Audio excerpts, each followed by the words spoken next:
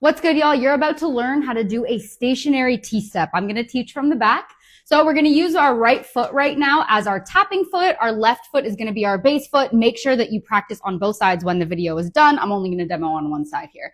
So with the stationary T-step, what changes here? Obviously, you are staying stationary. You are not moving and you are not traveling. So on this base leg, you want to stay nice and heavy. You want to make sure that your hips are grounded over top of your knee, over top of your ankle, that you're bending a little bit into the knees and you're hinging forward slightly at the hips. You should feel really strong here. Your glute should be turning on.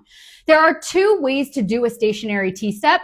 And the most important thing to remember is that instead of your heel, again, we're focusing on the base leg here, instead of your heel and your toe kind of like walking you in the direction that you want to go as you normally would, instead, one of those points is going to be a pivot point that is stuck on the floor. So right now, we're going to just work with the heel. This tapping foot, I'm simply going to tap out and pull back into my perch. Nothing fancy. But what's going to happen is on the one, my heel on my left leg is going to tap out.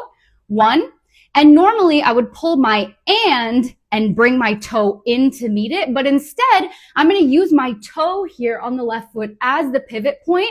I'm going to push back into that toe and swing this heel around to come back to where I started. So we're pivoting out, staying on the toe, pulling the heel in, out, in, out, in.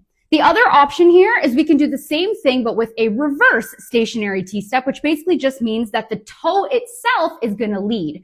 So the same thing happens. This leg is going to tap this way, but instead now the toe on the left foot is going to tap open to my left diagonal and my heel is going to be the pivot point stuck to the ground like this.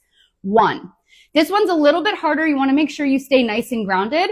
From this point here, same idea. The toe itself is going to pull back into center. We're going to square off and pick up into perch. One, pull in and. Two, pull in and so on and so forth. This can end up looking like this. Pop, pop, pop, pop, pop, pop, pop, pop. Notice that I'm staying completely on the spot. Play around with different tapping patterns, and I'm going to come back with another tutorial on how to add and build different layers on top of this next.